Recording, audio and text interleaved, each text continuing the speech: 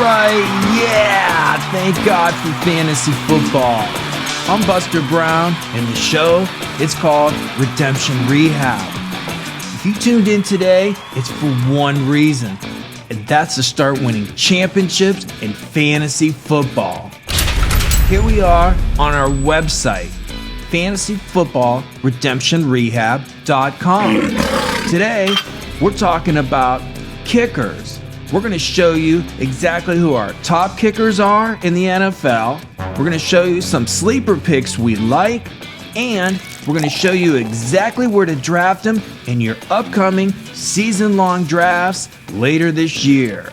So buckle up, get out your popcorn, and let's head over to the chalkboard and check out the facts.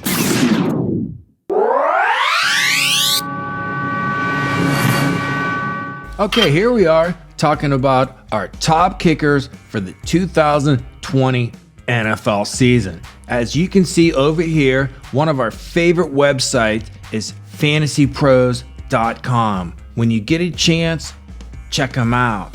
They're going to rank all our players for the 2020 season. As you can see over here, they have their tiers, tier 1, tier 2, tier 3, and tier 4, and so on. So they're ranked for you on Fantasy Pros, so you can decide which kickers you like in the upcoming season based upon their rankings. Over here on the right, we have one of our another favorite websites we like to go to, and that's RT Sports. And right here, this is how they finished in the season. Here's their point column here in this league. And it would be similar to any league that has kickers. Unfortunately, a lot of leagues are getting away from kickers. I mean, FanDuel doesn't even do it, and it's just starting to be the way things are going. But in most leagues, especially if you play in a lot of leagues, you'll see that you have to have a kicker. So pay attention. They score points just like any other position player. It's just the value's not there. So I would put them last on my priority list.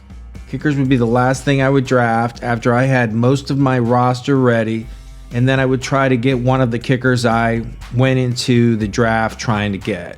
And we'll show you how to do that later.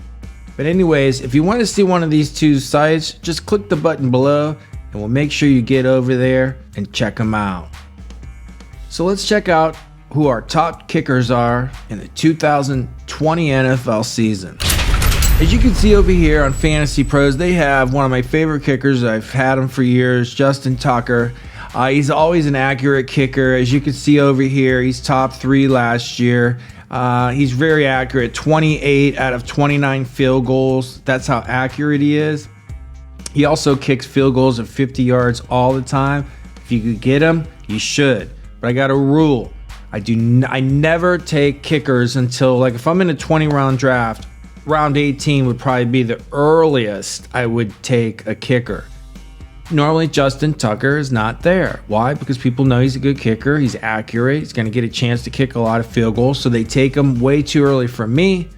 I'm usually taking my handcuffs and backups to other positions, which are much more important. I call them priority, and I know that I can get a good kicker later in the draft. So he's usually not there, but I did manage to get him in round 18 in a draft last year out of 20 rounds, and he kicked for me well all year.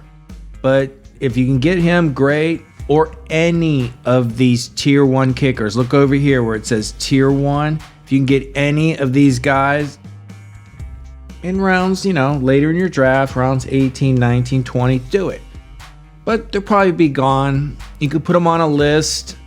And when it gets down to the last one, if you want to take him in an earlier round, you could probably keep him all year. I think Harrison Buckner, you can see right here, he scored a ton of points. He's a good kicker. The next guy they have is Will Lutz. As you can see, he finished in second. He's a great kicker. He kicked 32 at 36, and the guy ahead of him, Buckner, kicked 34, 38. And of course, Greg Zuerlein, as you can see right here, surprise, he's not with the Los Angeles Rams, but that's okay. I like where he went to Dallas even better because they got like a semi-dome thing down there. Dallas can move the ball up and down, and they've had problems at kicker. Well, guess what? This guy's really accurate, problem he's had like the last 3 years is he sometimes misses games because he's got this like growing injury that keeps coming back and back. But hopefully they got that taken care of. I wouldn't, if he falls to you in that round 18, I would highly suggest you draft him because I think he's going to be in the top 5, 6 kickers this year. As you could see last year, he was right here at number 11. Just had some injuries and the Rams weren't doing well. And you could see he missed a ton of field goals. Look at that, 24 of 33. Man, I don't know. Hopefully he does well. He has been an accurate kicker.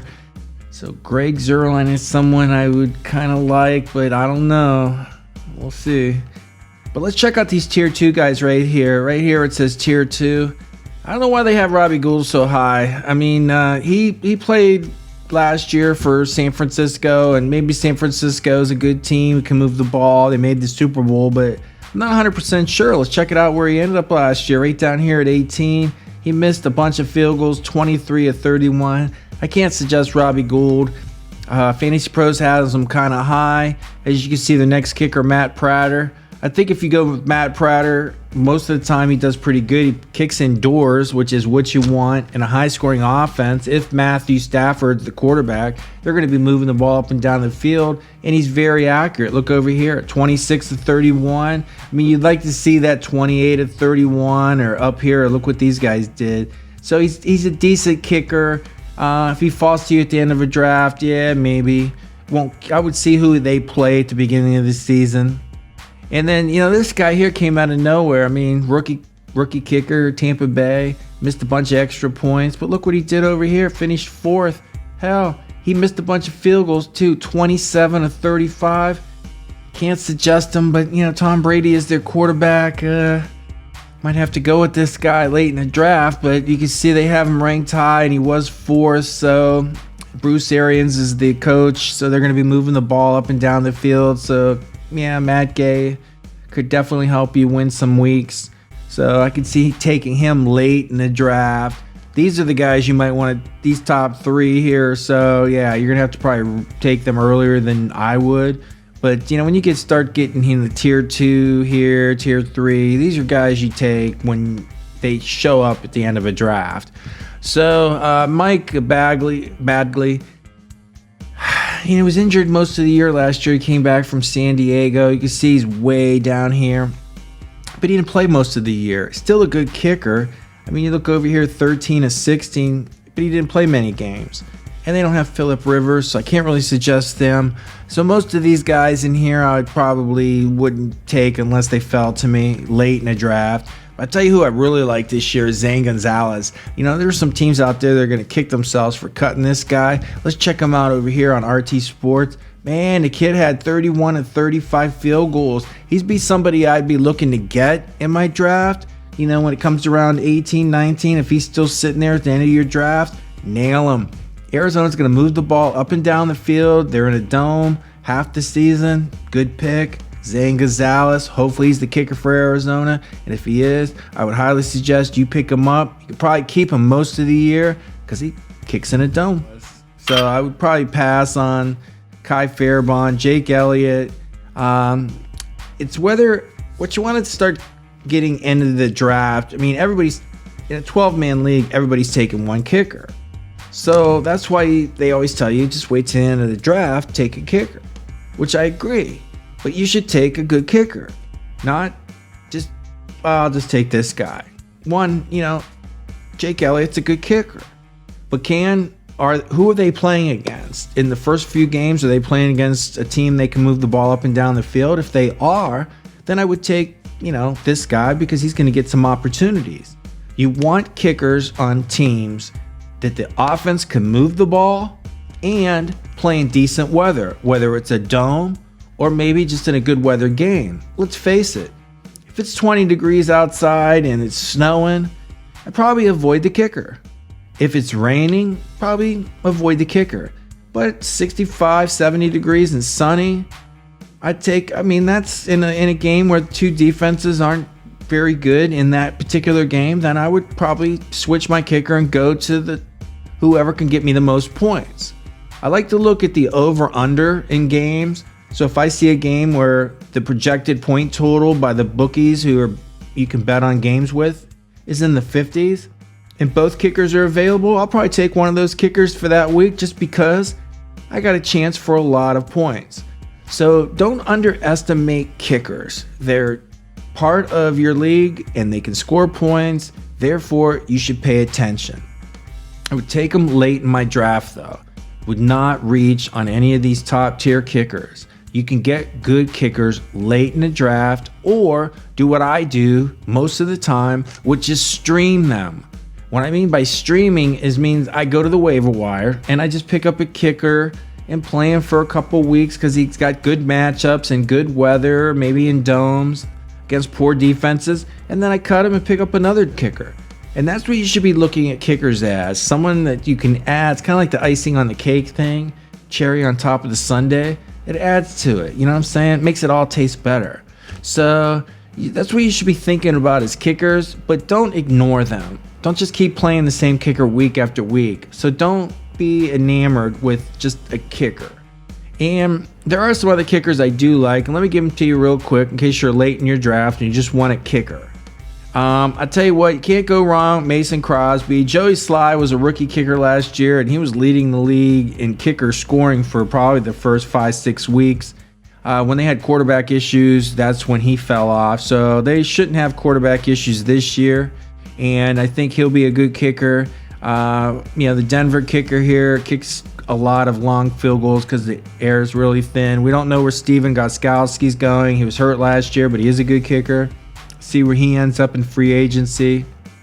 Dan Bailey's a really accurate kicker. So is Jason Myers and Chris Boswell. Question is, how many opportunities will they get?